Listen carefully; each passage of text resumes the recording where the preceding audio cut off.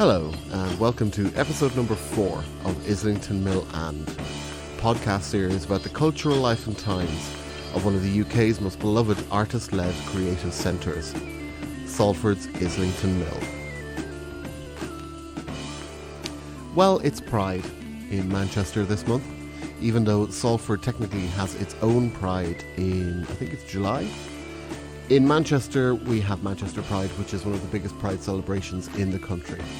And for this month's edition of Islington Mill and, we've decided to go with an interview that I recorded a few months ago that was originally going to be scheduled for the Islington Mill is Queer podcast, but which since I decided probably would go better in the Islington Mill and podcast series, because I hopefully will be doing more interviews with my interviewee on a vast number of subjects, including their almost lifelong involvement with queer activism, both here and abroad, and also a little organisation known as the Radical Faeires, who, if you've been around Islington Mill at any point in the last 12 months, you might have bumped into some other members of the Radical Faeries.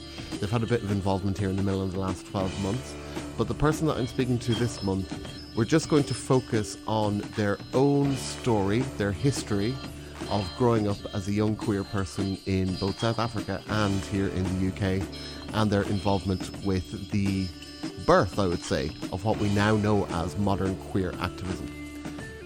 This month's interviewee is mixq, and this is a great interview, and I'm particularly proud to have this one in the bag, as it's documenting the voice and story of a very important queer elder.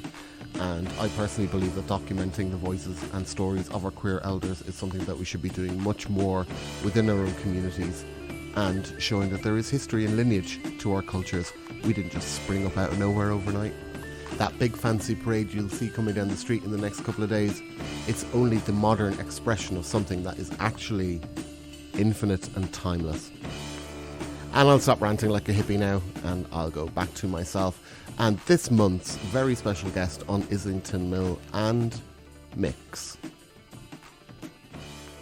mixq, welcome to Islington Mill podcast. Hi. Can you tell us who you are and what brings you to Islington Mill? Yes, my name is mixq, full name mixq Kanamaya for people who want to look me up. I have a long history with queer activism and community building and other such projects. And I've come to Islington Mill because I met Bill, who coordinates a lot of the things here, nearly a year ago now, and we thought it would be a good idea if I could be involved in helping to guide the Queer Arts project that is envisaged for here as an ongoing project, and how that might be stewarded and curated for the future. I have a long history in project management with charities and other community groups, cooperatives and non-hierarchical organisations, so that was an issue that Bill wanted to work with me on, and that's what I'm doing here now. Okay, how did you meet Bill? It's through the Radical Faeires, but we, as well as the Radical Faeires, we organise a festival called the Queer Spirit Festival, and we had a festival in 2019.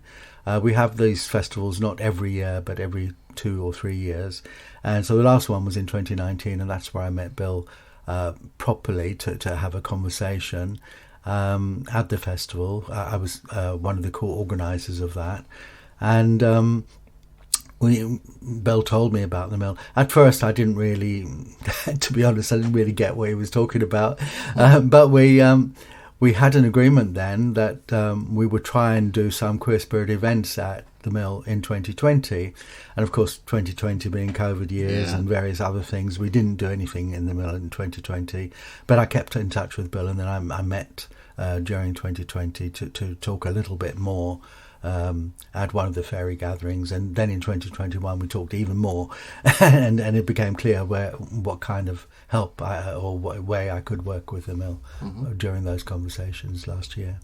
Could you tell us what Radical Faeires is? Yes, we're an international organisation, first of all. There's no central control. It's extremely decentralised. We don't even call ourselves a movement because it's so decentralised that in different countries it's evolved in different ways. But it grew out of the Gay Liberation Front in the 70s, in the 1970s, and it grew out of an impetus within the Gay Liberation Front that so many of the gay liberation activities were being focused on the urban setting. So there was an urge to get back to nature and do things in a more natural setting in the countryside, but also on what might be called, for want of a better term, gay spirituality, where we're not focusing so much on the kind of hardcore, hard-edged urban activism style that focuses on justice and equality. Obviously, we're interested in those things, but we're more interested in building a community of trust that is heart-centred and much more supportive of actual queer life together. So we've not really advertised ourselves very much. There is a Wikipedia page on Radical Faeires which gives you the founding history, and it doesn't really say about what happened since then in the 80s, 90s and this century. But since then we've diversified from North America to be all over the world. There are what we call sanctuaries in Europe, in Australia, quite a lot in North America, and in other parts of the world there are things that are not quite sanctuaries but kind of protected spaces like fairy houses where people share together. So it's as I say, it's a very diverse organisation. It's hard to label it as one thing, and it's continually changing. Okay. Yeah. This is an interesting point for me, actually, because I've been thinking about this a lot over the last few days. You say that it's about spirituality. Mm-hmm. We live in a very rational, materialist world at the moment, and one thing that I've been thinking about a lot is, how do we define spirituality? What does that actually mean in... I know it's not necessarily fully practical in and of itself, but in practical terms, how do you describe to someone who is, for instance, maybe very rational, materialist, rationalist minded, who is very quick to dismiss the word spirituality? Yeah. How do you define what spirituality is to yourself, but also to communicate that to somebody who might not have any knowledge or experience of what that could mean? Like, what is spirituality? Yes, I accept that is a difficult question for very, very many people, and it is a hard question to answer because it's not something you can completely tie down.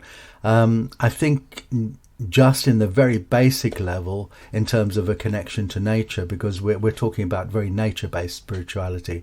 We're not talking about a God in the sky in traditional Christian or even Muslim or Jewish terms. We're not talking about that kind of God or that kind of spirituality.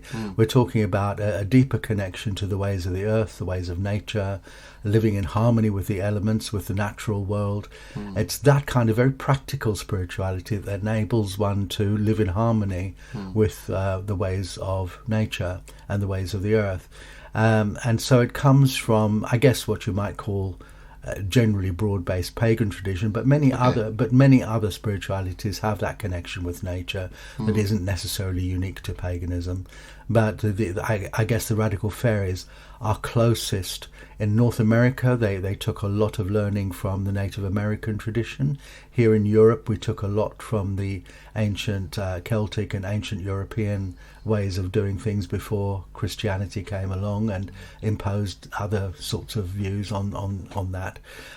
So it's that kind of way of living that is actually quite practically based, to celebrate the seasons, very often the changes of the seasons, to celebrate how we grow things on the earth, how we look after animals on the earth, how we care for the trees and nature and the water and all that, the oceans, that sort of thing. It's that aspect of spirituality that we focus on, rather than, the gods in the sky and stuff. Because I think one of the reasons that I'm saying that people are so materialist minded at the moment is a kind of a natural reaction to the dominance of organised religion, which I think a lot of Western societies in Europe have had to kind of like shrug that off. And I think that in its way makes the word spirituality and the idea of spirit something kind of negative because it's perhaps been abused in the past by structures and stuff. Do you find that when you talk to people who don't maybe engage with spirituality on a day-to-day basis, how do you find, do people open up about it, or how do you find... No, most people are a bit wary about it because of organised religion, because of brainwashing, because of cults and leadership aspects of spirituality that manipulate people. This is very, very, very different, but we have to kind of get over that hurdle before people understand there is another way to approach this kind of thing. And that is a challenge because most people haven't had any direct experience of that. And what I explain to them is that if you are a student of theology, there are different aspects of relating to what one might perceive as God. The traditional one, which most people know about, is God is out there somewhere. What we're focusing on is the divine is within, is actually that we are part of the divine nature ourselves. And it's up to us to kind of manifest that divine nature in the way that we live by being kind, compassionate, harmonious, and seeking to understand and support each other and care for each other. So it is very practically based, I feel, in that way. And when you talk in those terms to people say, but well, that's not what I understand about spirituality. But it is. For us, it really is. And particularly relating it to queer spirit and Radical Faeires, this is what we do. Radical Faeires in particular have a very, very, very playful aspect of spirituality. They treat spirituality as a bit of a game, and it's really not serious. There's no dogma. There's no kind of you have to believe in this or you have to believe in that or you have to practice this ritual or that ritual. There are things that we do, but they're more celebratory and fun rather than imposed from dogma. But presumably there are still ceremonies, rituals, events, things? The ceremonies and rituals are there to actually harmonise the group. They're not really to... they are also to honour the elements that we give gratitude to. So we give gratitude to how we get our food, how we get our life support systems. So we give gratitude to those elements of nature that bring us stuff to support ourselves.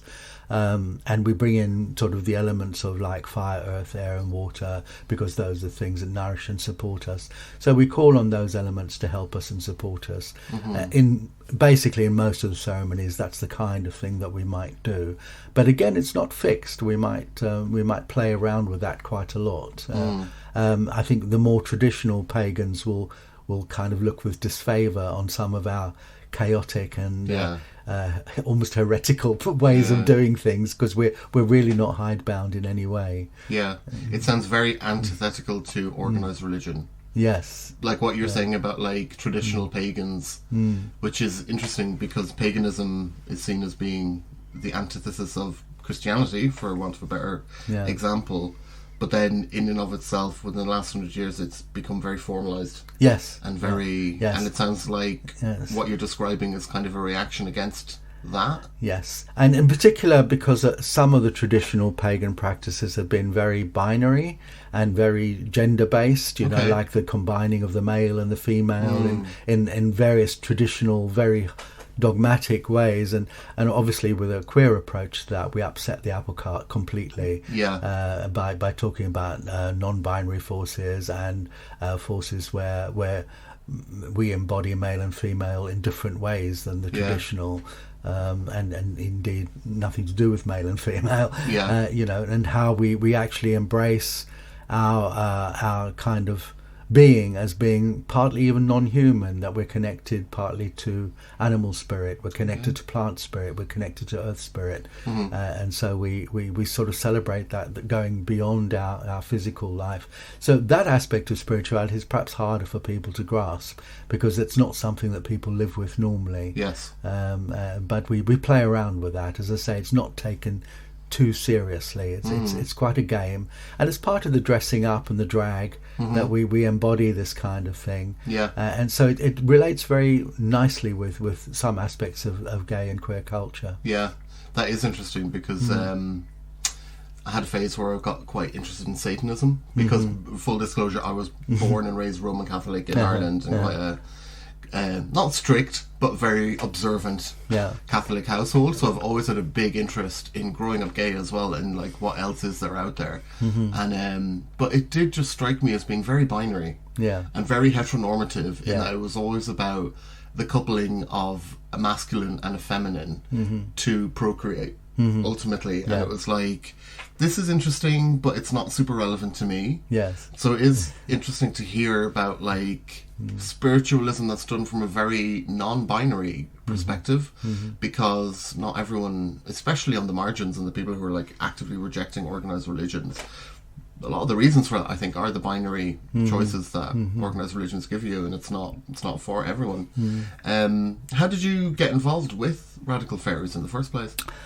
Quite early on, because I was living in East London in the 1970s in a kind of semi-communal setup, and very much involved with what was going on with the Gay Liberation Front and the campaign for homosexual equality. And my partner Peter and I were happy to give out our street address in East London as a mailing address for distribution worldwide, for people to contact us. And that was actually a very rare thing to do, because most people kept their private addresses very, very private.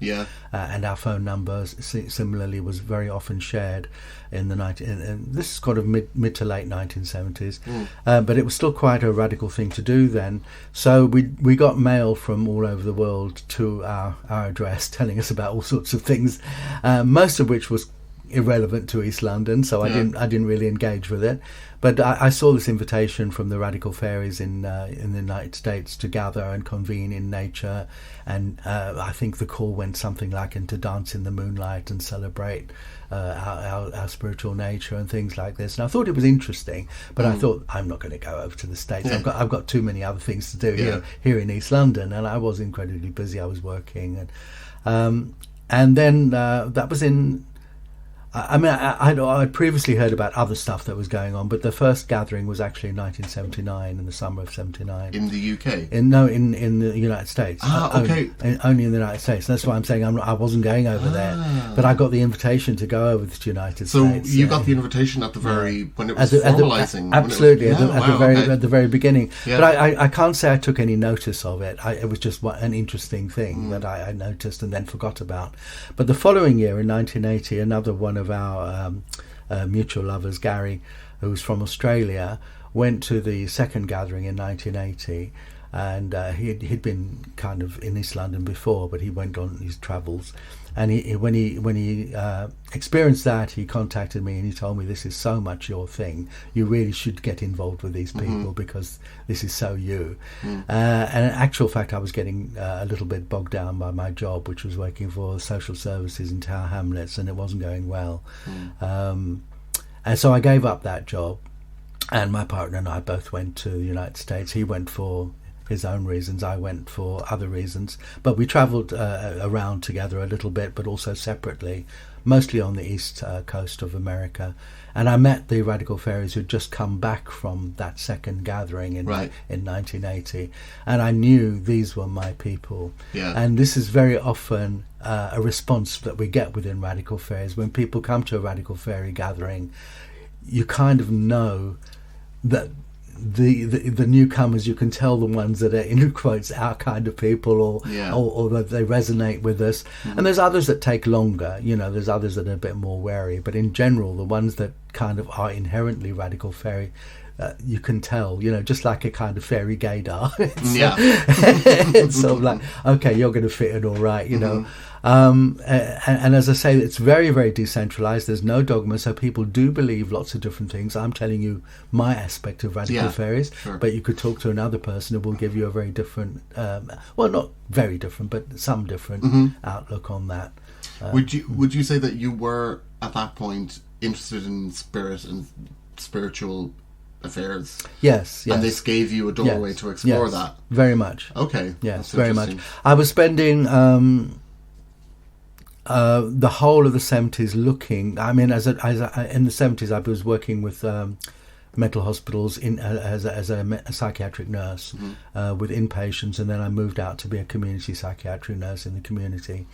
And what struck me, because I've been working in that field for about 7 years, and what struck me was the inadequacy of our society in dealing with people's emotional and mental crises. Obviously, you get people who are very psychotic, who have a deep-rooted illness, but very many people are experiencing what the psychiatrists called an ontological crisis, which means they have this deep sense of a fragmentation of their being. And not knowing how to be, in a sense. Yeah. And essentially that's a spiritual crisis, I think. You know, it's not something you can cure with pills. Yes. And this nicely dovetails back to what I was saying earlier about in current society, because it is so materialist, an idea like spirit and spirituality seems so out there and not tangible to people's day-to-day lives. But you've just given a very, very good, clear example of an issue that affects people that you think is a spiritual issue. That I feel a lot of people, which is like a disconnection, like it's like, this isn't the life I'm supposed to be living, or is this the person I'm supposed to be?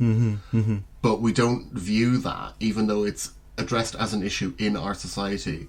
It's not addressed in terms of spirit. yes. And I think that is something that is very interesting. And this is kind of a good example of what I'm trying to get my head around the last few days, is a more practical aspect of what spirituality can mean. So you were in America. How long did you stay in America for? It was just over 4 months, I think. So I was there quite a while. Mostly on the eastern side of America. So I was travelling up. I think the northernmost point we reached was Vermont, and the southernmost point I reached was North Carolina. But I was travelling around different places there. Actually, we should probably dial back even further and go back into your earlier history. Yeah. So you weren't born in the UK? No, I was born in Cape Town, South Africa, Wynberg to be precise. If people know the area, it's one of the southern suburbs of Cape Town. Part of Wynberg is located on the slopes of Table Mountain, and it's quite nice, beautiful area. But as you go further away from Table Mountain, the land gets flat and sandy and not very productive.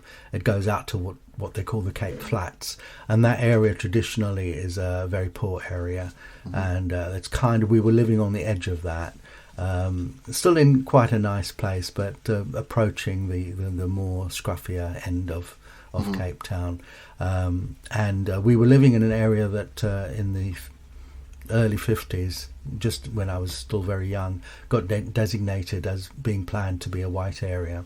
And of course our family were all mixed race, and so we were living with the prospect of the knowledge that at some point we were going to get moved out.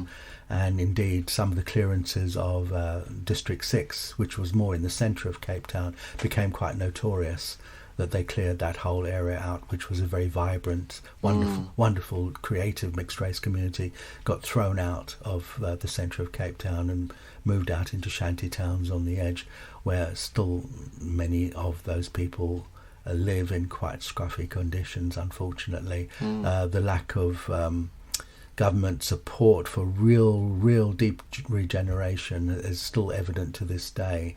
Unfortunately, the change from the apartheid government to what is now more democratic has not led to solving the very many fundamental problems that South Africa had for generations.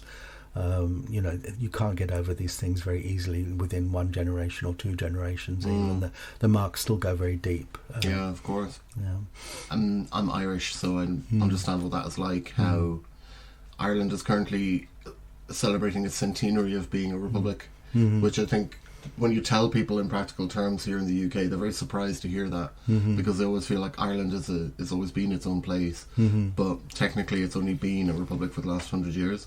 So, and there is still so much stuff that people are dealing with, generational trauma of stuff that has gone on, and it's never really been addressed.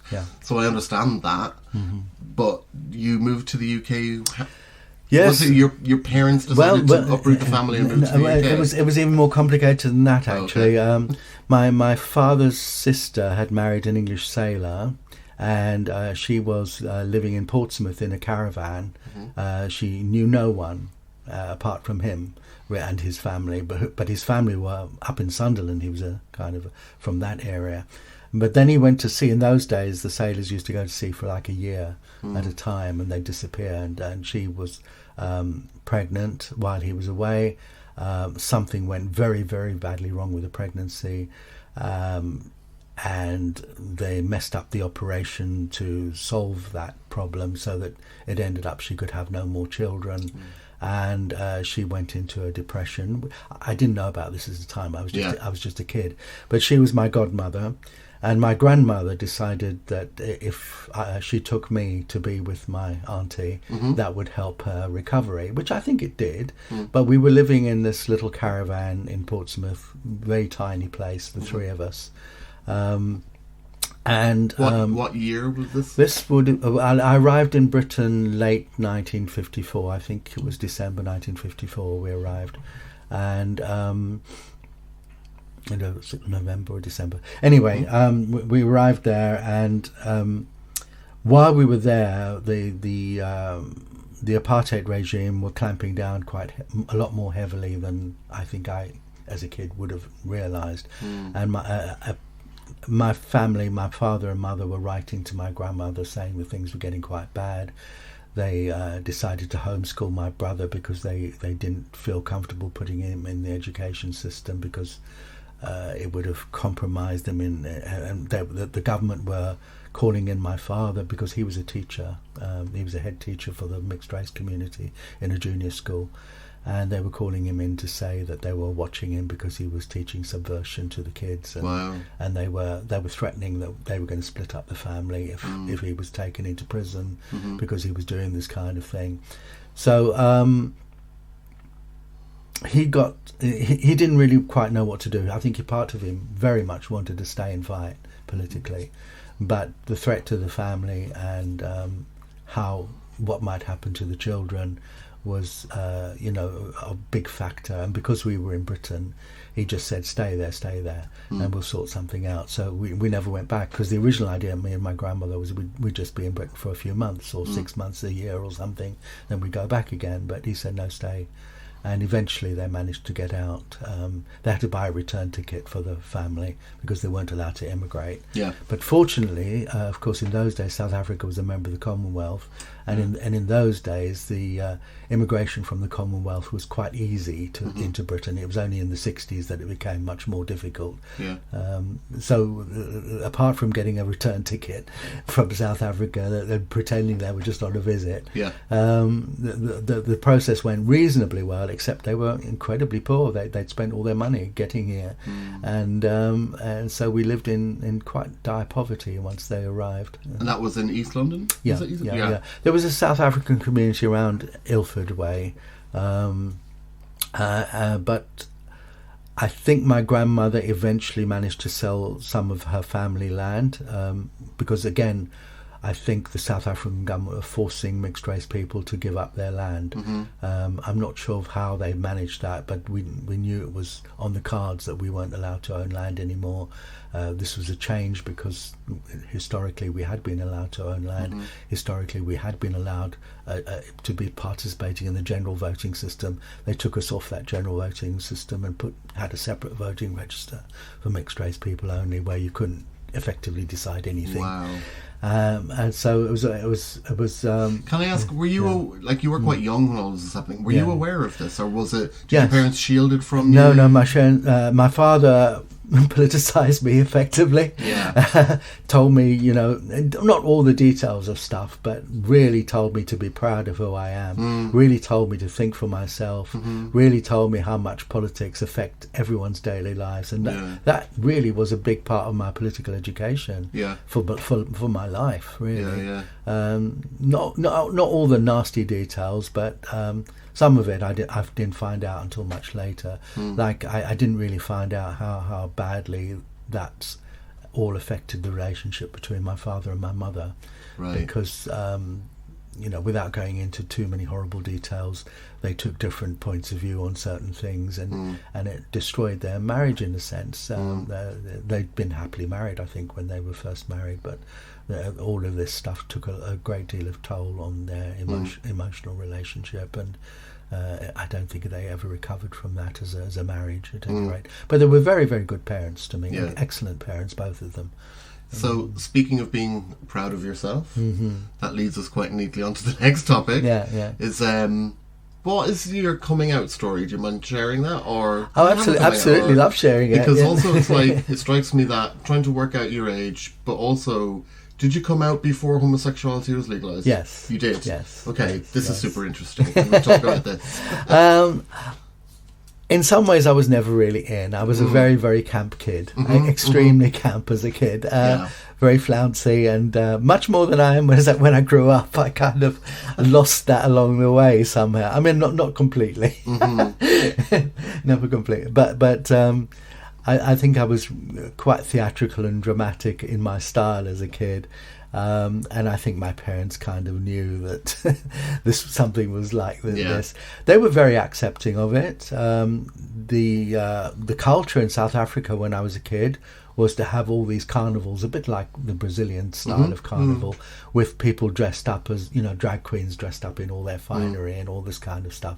And they were the muffies, they used to call them. That was the word they used. I think it's still there in the slang. And they used to parade around in a very queenie way, and I used to, even as a 5, 6, 7-year-old, I used to admire this and think, how wonderful, and so and kind of aspire to it, I guess. And we used to, South African culture, where in those days, I don't know what it's like now as a kid, but in those days, in our area, sex was not a taboo subject. As kids openly played sex games with all ages. We lived out on the street. We were very much our area. I spent most of my daytimes out in the street, not presumably in the house. The weather was good. But of course, yes, it's a lot better. Certainly in the summer, rains a bit in the winter, but certainly in the summer, I was out on the street from morning till night. Mixing with loads of other kids that I never even knew, but you develop this kind of street awareness and street culture, and all the kids were just kind of, as kids do, play sex games and talk about stuff, and so it was very, very open from that point of view, and part of that was a kind of same-sex stuff playing around, going on very openly without too much prejudice. That I'm sure there was some, but it wasn't something that affected me in that way. So in that way, I don't think I was sort of closeted. I was just being naturally who I was at that time. And I did have, as a kid, you hook up with girls and you play boyfriend girlfriend with girls, but I also played boyfriend boyfriend with boys. And I'm talking about even when I came to Britain at the age of 8, 9, 10. I was doing this kind of thing at school. It was very light-hearted. I wouldn't say it was sexual. It was more romantic and silly, but it laid the seeds anyway. But there must have been a cultural difference when you came here, because that, to me, does not sound like what I imagine Britain to have been like in the early 50s. I think I pushed it. Right, Where I was, I tended to bring South African culture with me. And encourage this kind of thing around me. And I wasn't shy. So, I think people felt open to, like kids do, if they feel safe in a setting. Then kids will play along with things like that, So I don't know how much it would have been in that way considered normal British culture. I suspect it wasn't, but I also suspect that behind the back sheds, that sort of culture does go on in British schools. Oh, absolutely. It's not that it doesn't exist, it's just it's forced very underground.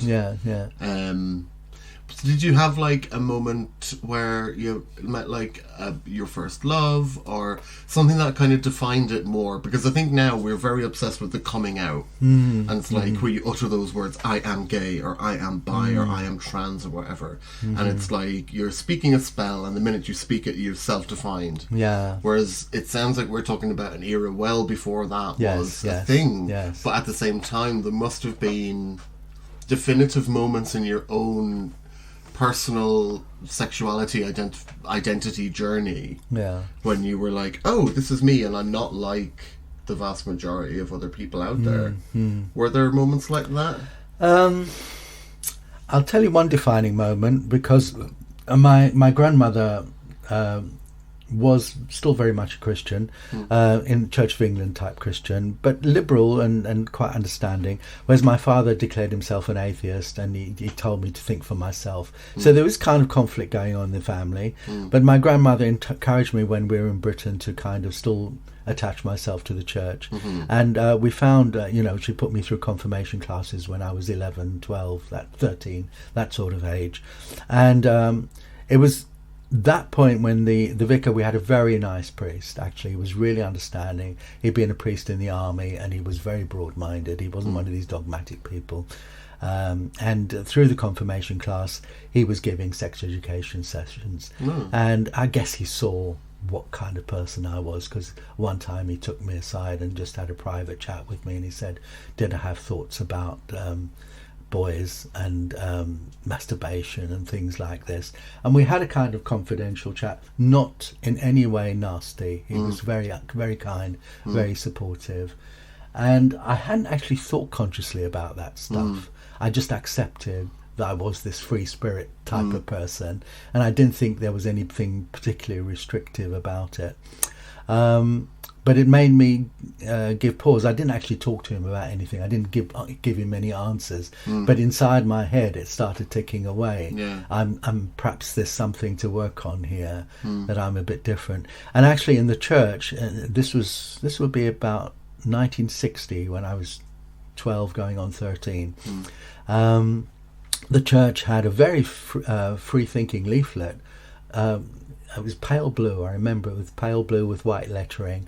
The church and homosexuality, and I took this leaflet home, and it was a very understanding, in those days terms, not in modern terms, but it was a very understanding, compassionate leaflet. And I read it, and I thought, and I made the very, very conscious decision to put this leaflet right on the table in the middle of our front room, where we, we had a nice posh front room, and we had a less posh dining room at the back, which was more like a kind of kitchen area. So I put it in the kind of posh room where we didn't always congregate, but I knew that people, when they went in there, that it was just my father would sit in there quietly, or my mother would go to dust it. So I thought, this is the place to put it. I put it right in the middle of the room there, and I thought, well, let's see how they react to this. And because they must know that if I put it there, I'm the one that's going to church. None of the rest of the family were going to church, so it must have been me who put it there. And they never said a word, but they picked it up and put it on the shelf on the side, so I knew that they'd seen it. One of them at least had seen it. They didn't hide it, they didn't throw it away, but they just moved it and put it to one side. And I was expecting a conversation. Conversation never happened. But they knew. At that point they knew, and I started bringing friends home who were also quite camp, and it was clear. I'm sure that, but we never had any deep conversations about it. They just kind of accepted it. Oh, by the way, even before this, when I was about 9 or 10, my father, seeing me as being quite effeminate and dramatic, had said to me, "Oh, you're growing up to be a muffy." But he just said it as an observation. He never said, "Oh, this is disgusting." So even before this, he'd seen what kind of boy I was. Were there ever any times when it seems like you were fine with it, your family were fine with it, but it was still illegal at this point? Was there any time when, like, the reality of that came crashing into your old world?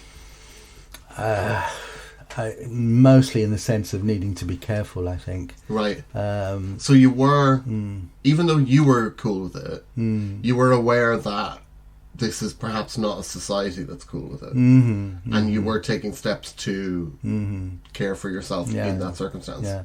I was, in those days, I'm talking about the early 60s now, the tabloids in those days, like the News of the World and that kind of thing, would talk about people leading a double life, because you were forced to lead a double life. You could not be that open about who you were, because there were dire consequences. And as a child, I started kind of going to see what I could do to pick up men even when I was like 13 or 14, because this kind of conversation I had with the vicar kind of confirmed who I was for me, really. Yeah. I'm sure he didn't expect that as an outcome, but that's where it went. And so I started realising I had an attraction to guys, and I didn't know how to go about doing anything about it. I wasn't particularly focused on boys of my own age. I was actually chasing older men who were sort of late teenage, early 20s. And they were terrified. I could tell they were terrified, you know, because the legal consequences of this were disastrous for anybody. Yeah. So it was all done in secret. I started kind of just hanging around public toilets and things like that. And, nothing much ever happened, to be honest. Yeah. Not until I was about 17. I think when I was much younger, it was too scary. Yeah. But by the time I was 17, some people did start, okay, you know. And that would have it wouldn't have been long after that homosexuality was decriminalised? 67 it was decriminalised, and as I say, I'd been kind of on this fringe of this for a few years. I was hanging around some of the East London pubs, which were kind of controlled by criminal gangsters like the Cray brothers. I mean, I didn't know anything about criminal gangsters, but the pubs in East London that had a kind of homosexual life to them were under the protection racket of gangs, which I didn't know at the time, you know, but it was all part of that, what they call the criminal underworld, you know. The shadow life of people people who live in the shadows. Anyway, I also as a teenager, around about 16, 17, 18, I was going into Soho to try and find out what was happening there, and it didn't particularly attract me, although the bohemian side of things did attract me. When I did actually meet actual other homosexual people, because that was the polite term that was used then, I didn't find them at all attractive. Most of them were quite damaged people. Yeah. And they weren't nice to know in general.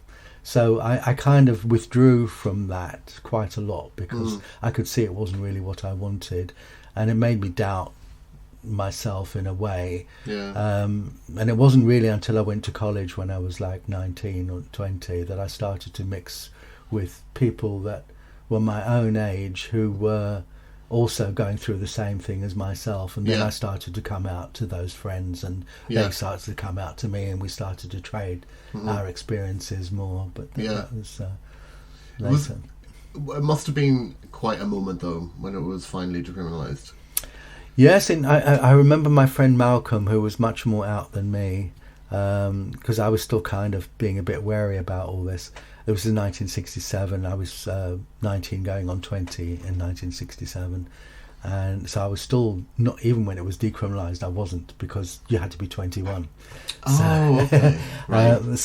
Although the act was passed, I was still not in the framework for that. Yeah. But Malcolm, who was like just over 21, I think, celebrating in the streets, going, we're legal, dancing around in a very camp way. and I didn't join in because I wasn't legal, and I was thinking, I don't know how to cope with this. And I did have some issues around. I mean, it was a difficult time because I wasn't really sure how to deal with the world's reaction to me. By that time, I was actually feeling a lot more difficult about things than I had when I was younger, because you're approaching adulthood and the world changes around you, you know. So there's lots of other stuff to cope with. And so that was a tricky time around that period. Around 67, 68, 69. But other things were going on which were quite liberating. Society was getting into free love and permissive societies and all this sort of hippie stuff. And so I became a hippie and joined that kind of culture because it was much more free. And I found an acceptance there in that area of life, which I didn't find in the mainstream, and it actually drove me very firmly into a countercultural frame of mind, which stayed with me all my life. To actually say I don't have to accept society's norms, not just in terms of sexuality, but in terms of property ownership, in terms of capitalism, and all those kinds of terms. I could see that I wasn't accepting of any of that shit, and that my fate lay with the people who are rebels, basically. So how did you get involved in like queer activism, for want of a better word. Yeah, in 1970, some two guys came back from America, where after the Stonewall riots of '69, things kind of moved on a notch. Although America, it was still illegal out there, the activism was stronger out there, and they came back from America in the summer of, I think the autumn maybe of 1970, and they started up the Gay Liberation Front in the London School of Economics first of all. That was used as their venue. I didn't get involved straight away because by this time in the autumn of 1970 I'd got a job in the National Health Service, and we were working really long hours, and really it was mental health work, psychiatric support work, and it was quite stressful. It was quite demanding, and so I didn't have the time, frankly, to get involved in gay liberation. But it was good to know it was going on, and I started kind of just hooking on to the edges of it in 1971, really, and I started having more out there relationships with boys. Because in that setting, in the psychiatric hospital, there were many others who were comfortable with their sexuality, were happy to experiment, and that's what I did. And I was finding I was starting to live a very out gay life from that point on, and gay liberation really inspired me to actually take part in that in a way that the previously closeted homosexual scene never inspired me at all. It filled me with a degree of horror, because of the way that people were. And when I was active in Gay Liberation Front, I saw that the people from that generation were really not accepting of our way of being. In fact, they were fighting us. And this is an interesting dichotomy, which goes on to this day. Very interesting. That people who are kind of want to be assimilated into, in quotes, normal society, yes, really, really oppose people who are kind of more out there, because it threatens the fabric of their identity. They say, "Oh, just shut up and be quiet, and let's just be accepted, and everything will be all right," And that was never a stance that I took. That's interesting, because I was quite curious to know when you said the difference between America and the UK, where it was still illegal in America but the activism was stronger, and then that did make me think, but if it had been decriminalised here already, what was the attitude to, so it was the Gay Liberation Front?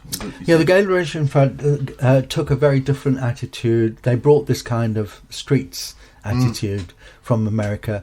Before that, in this country, I wasn't aware of anything like that going on in the gay world or the homosexual world. It was still homosexual rather than gay before Gay Liberation Front brought that word into common use.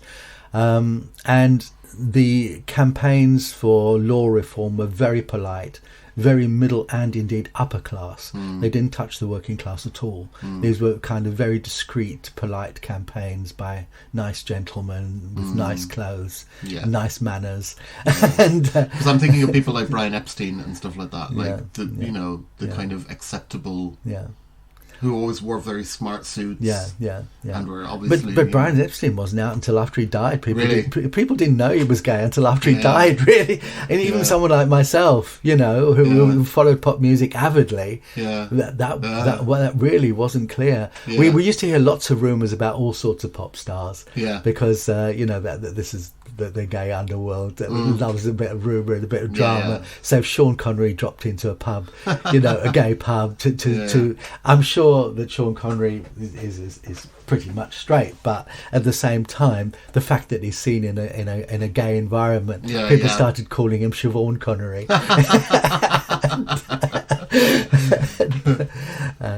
You still get that today as well. People are also it's kind of wanting to claim people for our own. Oh, one of us. It's like, no, they can still be allies.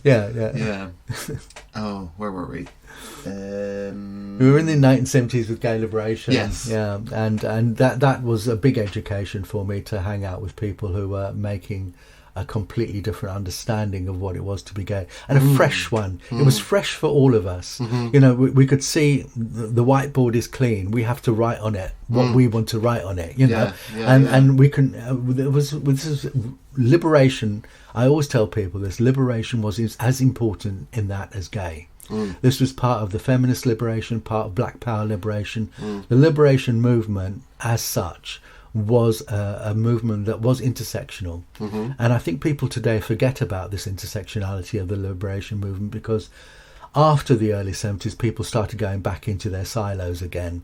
The feminists went back into a feminist silo, the Black Power movement went in more of a Black Power silo, and indeed the Gay Liberation Front split into a gay male and a lesbian divide, and the trans people were kind of split off again from that.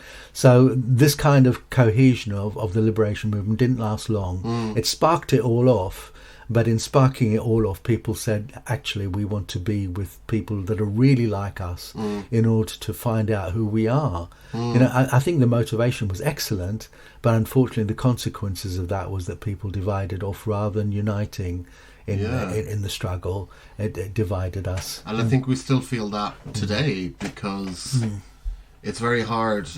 Well, we're living in the age of the identity politics, and the identity is crucial. That's kind of what everyone is judged on. Which box do you fit yourself in is always the primary thing that people are asked when it comes to politics.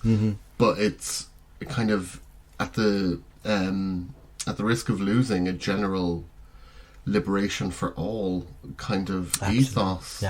Which, do you feel like it's better or worse, or how do you feel about that now?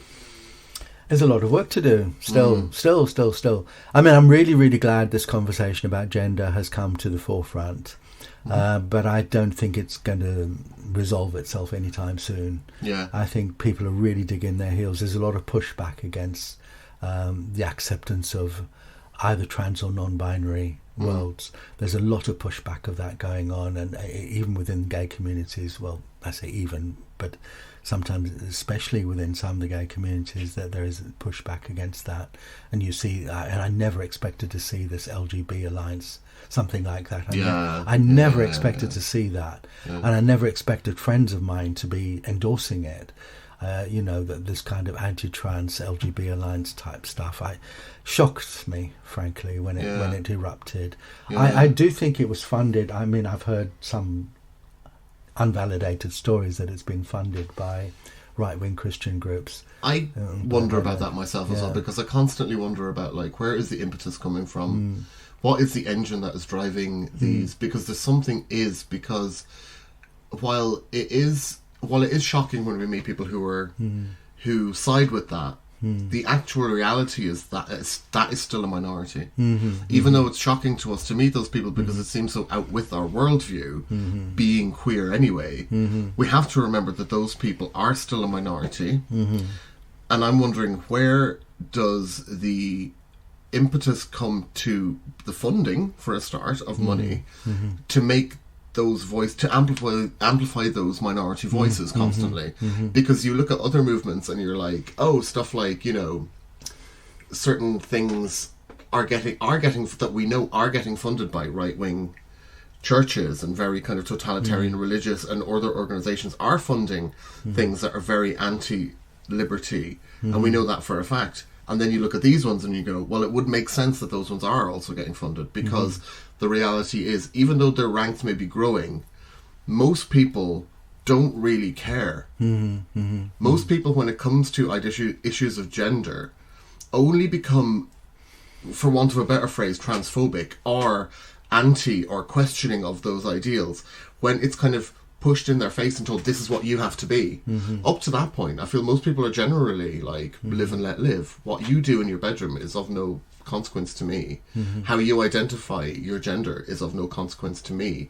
It is only when a shouty voice shouts at them that they become defensive, and then they think, okay, well, now I have to have an opinion on this, and my opinion on this is not your opinion. That's what turns people against it, because maybe I'm a bit blinkered, but I just feel like, in general, most people don't give a shit. It's not actually something they genuinely care that much about, and they're quite happy to let other people live their lives as long as they don't get, they don't bring them down. And then when they start bringing them down, that's when they become against them. So stuff like the LGB Alliance is like, that is designed to do that. That's designed to agitate and to swell the ranks of people who then become transphobic. And where is the impetus for that coming from? Because I feel like they know what they're doing. And they know it's very similar to what happened with Brexit. And kind of these populist votes that don't go the way people in the media think they're going to go. I think the emotional resonance is that people see their world changing. it's not necessarily about the specifics of the change. They latch onto those specifics later, but it's this kind of the rug is being pulled from under me. I don't understand the world anymore, and therefore I'm going to revert back to my silo, because I'm safe in that fixed view that I had. And I think that's the emotional resonance. As you say, most people don't actually care about those details, but what they do care about is that their life feels somehow threatened. There's a vague sense of threat to their existence that they don't quite understand, but their way then is to defend and protect. No, that's very valid. I completely understand that as well.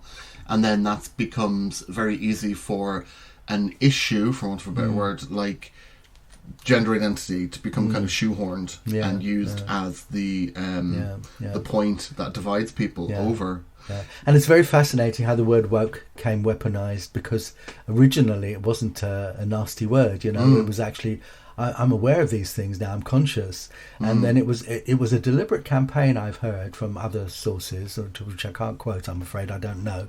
But there were other sources that looked into this, as how the word woke was picked up by certain papers, two specific papers, and weaponized to be an anti-word, Yeah, that's like, but that's been, because like my first recollection of something akin to that would be in the early 90s, hearing about the term political correctness, which was already a pejorative. Yes. And the reason that was because that was pushed to be a pejorative by a right-wing media who latched onto it and used it in that way. Exactly. That thing of using words like woke and stuff, that's been an ongoing tactic for generations. Yes. So it's not, when I hear that, it's not surprising to me.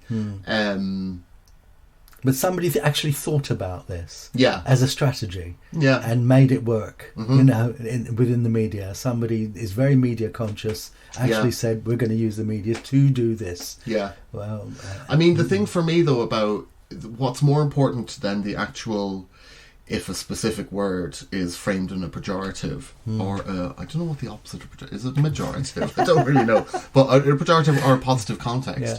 When it comes to specifically something like woke, what I think is more damaging than the word constantly being used in a pejorative sense, because there are words that traditionally, like, for instance, the N-word, which was reclaimed by black people, and in an attempt to take the pejorative away from it and just be like a reclamation of it. And me and a lot of people I know in my friends group use the F word in the very same way. Like, because it's about, we know that we're going to get this shouted at us in the streets, so why not just like use it lovingly to each other to take away the impact of it being shouted at us. Queer is another great example, the word queer. But what's more damaging to me than an actual word being used in a negative sense is when a word or a term or an ideology is used in a very, very shallow way, so that it's very easy for the other side to then pick up on it and go, oh, look how bad it is. So for instance, when a company will do something like use like quote unquote diversity or quote unquote woke, but when you actually analyze what they're doing, it's not diverse at all. It's really a bastardization of what those ideals are. That to me is much more damaging in the long run, because what that does is it gives fuel, genuine fuel, to people who are on the other side, or right-wing people or totalitarians or fascists or whatever, to go, look, it doesn't work, and we can prove it doesn't work because of this example. But the thing is, it's not used properly, it's not been done properly. Absolutely, yes. You can see that happening all the time, that some very clever people manipulate to suit their own ends and to stop it being real, but just to have a, like, with greenwashing, pinkwashing, all these kinds of things, those strategies are thought through. So trying to make people conscious that these strategies are happening is the tactic that we use. And in general, I think that kind of conscious awareness that these strategies are part of a pushback on behalf of the privileged classes, that does reach the people who are activists. It doesn't always penetrate to the majority, unfortunately. I mean, activists latch onto this quite quickly because we have our own means of communication within our own circles, and we can try and point it out to people. But I think the problem with some activists is that we're not actually that good at persuading sometimes. Yeah. You know, we talk to each other and reinforce each other very, very well. But persuading people who are not of our opinion, who are perhaps a little bit more mainstream, a little bit less aware of these things, is quite a task. When you live within a community, the truth of what that community is seems quite self-evident to you. But you have to remember that not everybody lives within that community. And it does need explaining. And it is something that does annoy me when so much of the rhetoric that is used, particularly on social media, it just goes so far, and it's like, you need to educate yourself. Well, how do I do that? But you're not told how to do that. Like, that must be so frustrating for the people that it's aimed at. Because it's like, no, the will is there to actually change and to learn. But then it's blocked off, and it's not my job to educate you. It's like, well, fair enough. It might be taxing and stuff, but if somebody has the will to learn, to change, then... I think, with going back to the Radical Faeries, I think this is where we and I'm not saying we work super successfully, but our intention is to be compassionate and supportive of each other.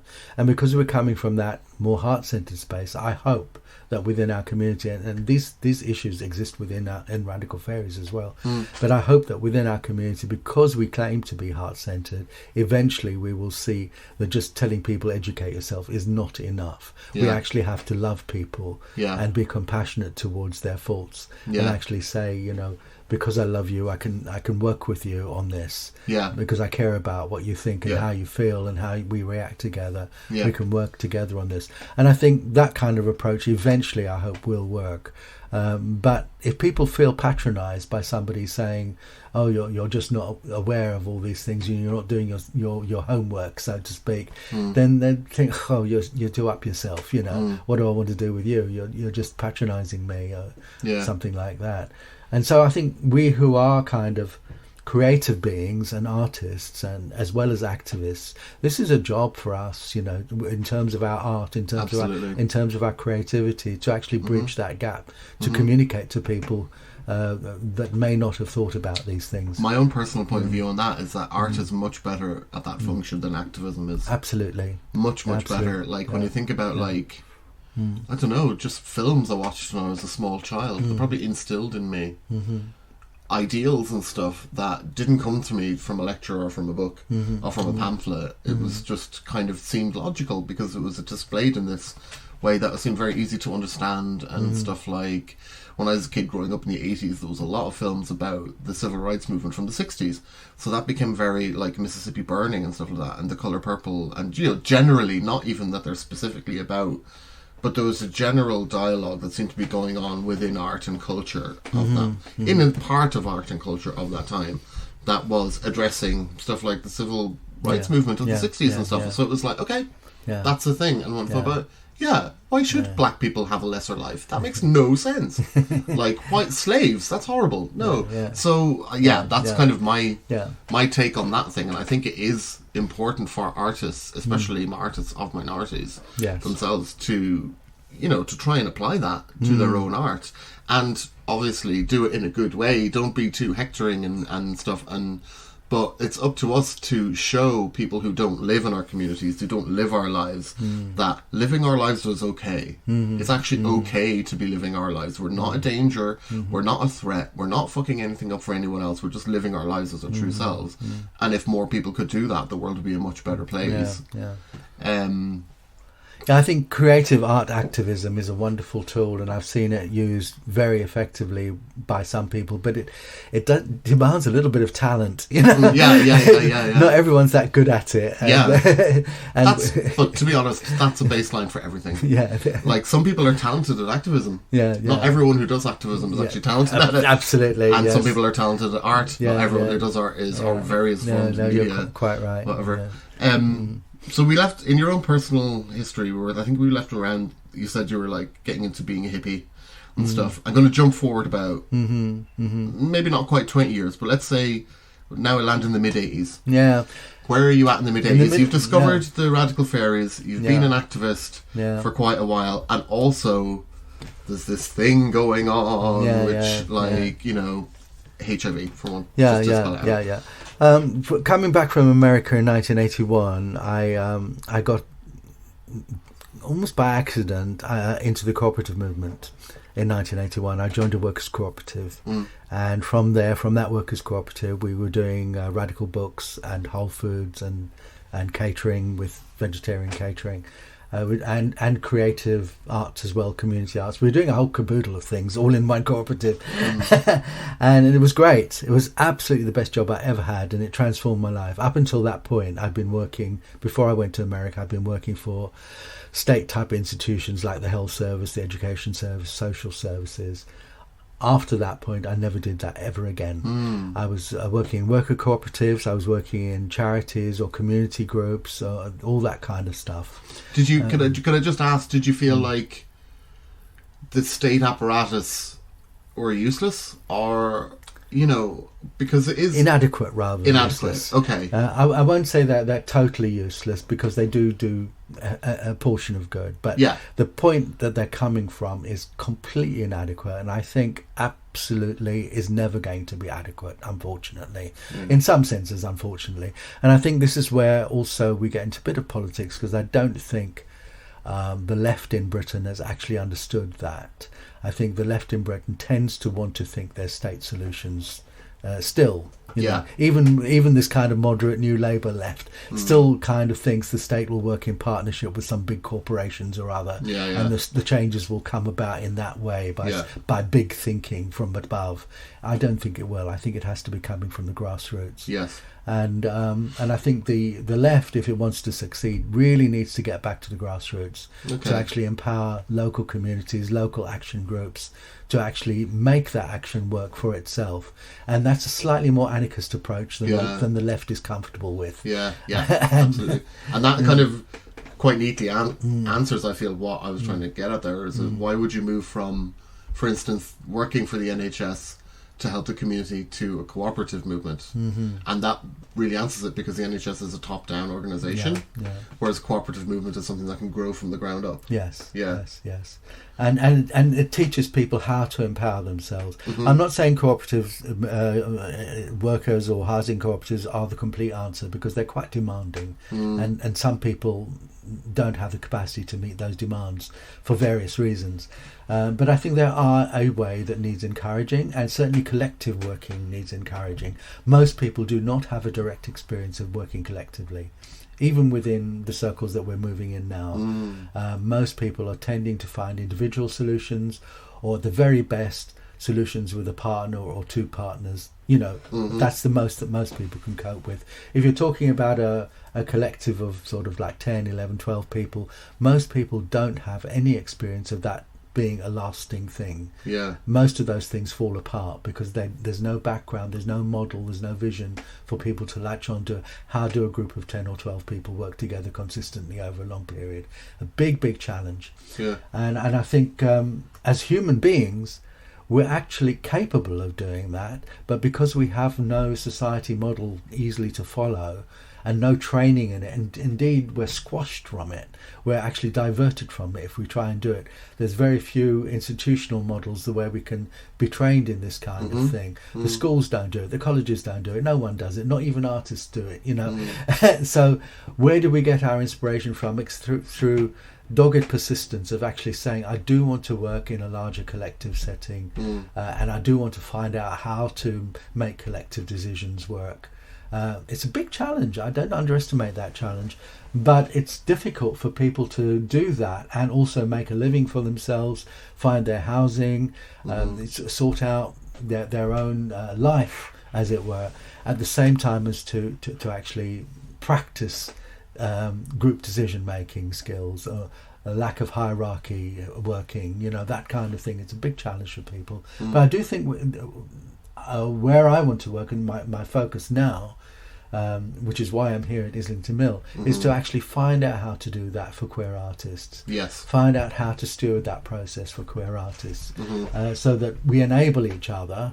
We work on our own stuff, but we also work in conjunction with other people to actually make a setting that enables not just our work, but a wider picture, a wider setting for that to continue as a process where people can come in and learn how to do that in a supportive environment. And I think the mill here is an excellent place to start that. Yeah. And this is, why I'm here, because I've been looking for somewhere to actually practice this kind of thing. There are some DIY spaces that I went to before, where the community came together to try and practice this sort of DIY working in collectives.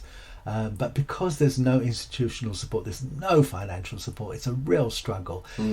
Even just to find a building, it's a real struggle to find a physical space where you're safe enough to do this in a stable way.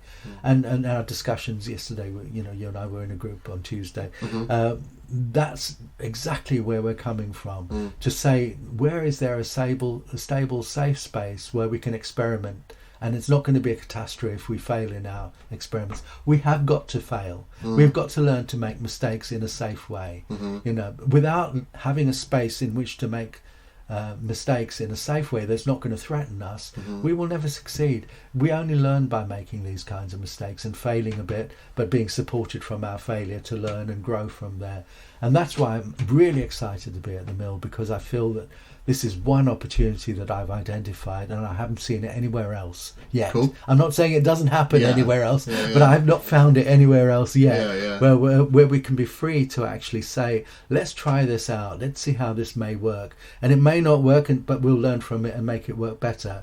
And I think the Mill gives that opportunity here, which is wonderful. What does that look like in practical terms for Islington Mill? Like, could you explain to me, or in kind of more practical terms, what are the elements that would have to be happening for that to succeed, or even to start? Not to succeed is to say, but like you said, it has to be allowed to fail. Yeah. So that it's not that kind of success pressure on it. But what are the practical things that need to be in place for that to happen, or to be allowed to happen, allowed to fail, if you know what I mean? I don't know the answers to that, really. I think we're discovering them by doing it, and this is why I'm here at the moment. We're working on the first pilot of a residency that tries to look at how we manage ourselves, being responsible to each other, because I'm one of the residents in this area of the Mill.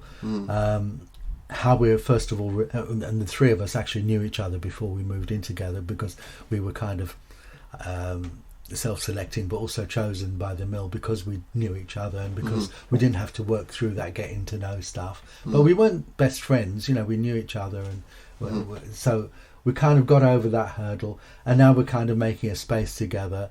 And this first 3 months is coming to an end very soon. We've got some learning to do and reflect on how this has been. We've been doing what we call a homemaking residency to see how we can turn this particular area into some kind of a home, because it wasn't derelict. It was a perfectly fine building, but it didn't feel like a home. And it was so we've been trying to make it more homely and more welcoming, and a space where we can invite people in to also feel welcome and homely and settled and relaxed. And that's just really the beginning. But it's been a struggle in itself. Just getting to this point has been a little bit of a struggle, and it hasn't all been successful. But now we're ready to take it, perhaps, to having reflected on it. We're ready to think, well, what's the thing that we can do to change this and make it more successful for the next tranche of people that come in, and that'll increase our learning. And then by the time that the fourth and the fifth and sixth floor are ready, which will be this summer, we'll be able to say there's a new stage now where we move what we're doing in this building here upstairs to the fifth and sixth floor. And we'll grow from there in a different location. We'll still have this where we are now in this building, in this, what used to be the B&B. We'll still have this as an asset to try and experiment with. We don't know how that's going to happen yet. None of us know. We're still kind of working on that. But the elements that you asked about, first of all, we've got 2 building spaces. This one that we've got now, and the 5th and 6th floor when that becomes available. We've got 2 physical spaces to experiment with. That's essential. Without that, we could go nowhere, you know. Yeah. And we don't, obviously they're financial constraints, but they're not super important. You know, they're not like we have to pay X amount of rent to make this work. There's a certain amount of leeway in the financial constraints that gives us an opportunity right now to work with it. Going forward, we'll have to work out more about those financial constraints to make it sustainable for several years. But at the moment, we've got this opportunity where the financial constraints aren't supreme. So that's another thing that's in place, that the finances are reasonably okay to support it. Just to wrap up, do you think, through your own experience, is there any of the cooperatives that you've been involved with that have worked, is there anything that they have in common, or any kind of like, oh, that's a good sign? Do you know? I mean, I'm trying to think of like how to describe this, but like the one positive, like a positive element where you were like, oh, I think that'll work. I'm going to answer probably not in the way that really strictly answer that question, but I'm learning a lot about consensus building. And I think cooperatives taught me a lot about consensus building. And there are models now which I gather. I'm not a very academic person, I regret to say. I think activists very often are at odds with academics. But from the academics, I've learned there's these things called sociocracy and holocracy, and we've tried to put them into practice in Radical Faeries spaces as to how we build consensus. So that we have a process of making decisions which actually makes transparent the processes in decision making. Like, for instance, in the sociocratic method we use in one of our sanctuary spaces in France is to actually, like normally people will say in Parliament, this is the proposal, we vote on it, yes or no. And there's no consensus in that. It's a yes or no, you know. But in this kind of process, what we would do, for example, is to say, first of all, before you even vote, do you understand this proposal? You know, what do you understand by this proposal? Which is an even more searching question, because you get to say, well, maybe I don't really understand. Maybe I need to ask questions about this proposal to see what the meaning behind it is, how it comes into effect. And then when everyone has agreed that they've understood what the proposal is, only then do you move to the next round.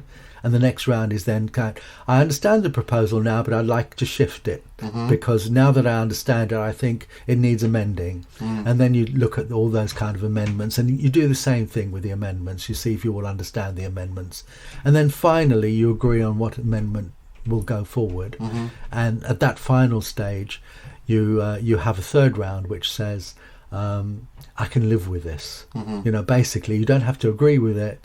You say, one of the phrases that we use at our sanctuary in France is, it's safe enough to try and good enough for now. Or you can say it the other way around, good enough for now and safe enough to try. And so, and basically, you don't have the opportunity then to deny someone going forward with that proposal unless you feel it threatens the very fabric of the whole organisation. And basically, if you feel it threatens the whole fabric of the organisation, then you're allowed a paramount objection. But unless you've got that paramount objection, it's good enough for now and safe enough to try. So those are really interesting aspects of consensus building. And here in the mill, we're also trying out what Rivka and Bill call words of wonder, or WOW, which is a process of analysing a situation in steps, which is a parallel process. It's not the same as that, but I think all of these processes of how we reach decisions are wonderful to examine. As I don't know, and we live it. It's not like an academic process. We're living by it, absolutely. you know. And it's not theory. Another organisation that I belong to is Radical Roots, which is for cooperatives and collectives that are working for active social change. It's not that they're just cooperatives and collectives; they have to be working for active social change of some kind. And there they use a process of consensus -1, depending on the range of the size of the numbers of people making, so if it's a very large group of people, it'd be consensus -2 or 3 or 4 or 5, So basically it's to allow for the fact that you will get some people who will say no, no matter what, because they'll be feeling in a bad mood, or they just don't want to cooperate on that day. So just to allow for that, you allow for those people to be kind of not eliminated, but just set to one side for the time being. But even within that process, the person who's not joining the consensus can ask for, or demand even a space to explain why they're not joining the consensus. It's not just like you're ignored because you're not part of the consensus.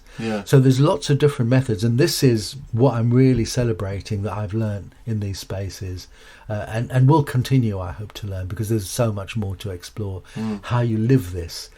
Decision making like this is very often very drawn out, and it's too exhausting for most people. So we have to think of ways to actually make it quicker. And that's the major flaw with this. That seems to me to be one thing, is that they seem great, but they seem very protracted.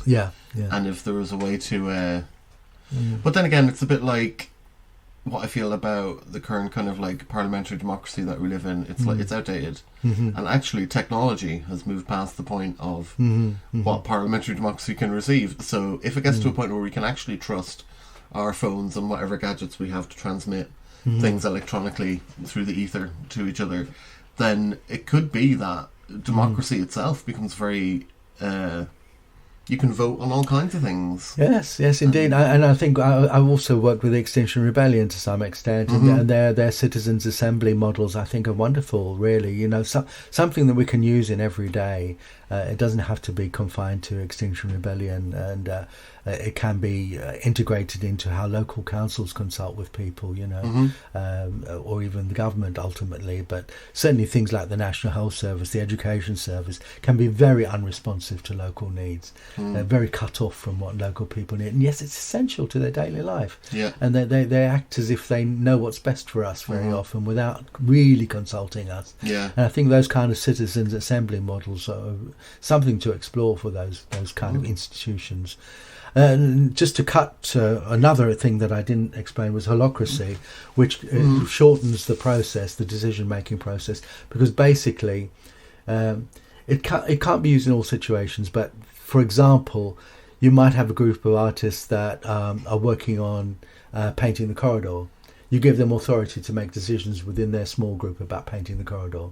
So you delegate to them the power to do all of that. Then there's another group that will be working on digging up the courtyard, and you give them the authority to make their decisions, and that speeds up this decision-making process.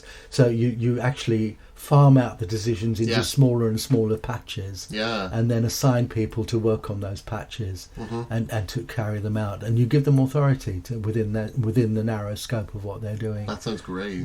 That sounds very practical and practicable, applicable.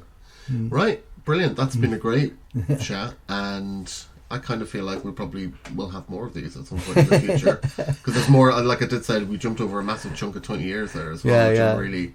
I'm really keen to. I'm really keen to record queer history. I recognise that I didn't talk a lot about HIV and AIDS, and honestly, it's not that I don't. That's such a massive topic. It's not that I don't want to talk about it, but it's painful. Fair enough. Really, that'll be for another time. Right. Well, thank you very much, and I'll speak to you again. Thank you very much, Niall. Well, you're welcome. I'm glad to have talked to you today. Thank you.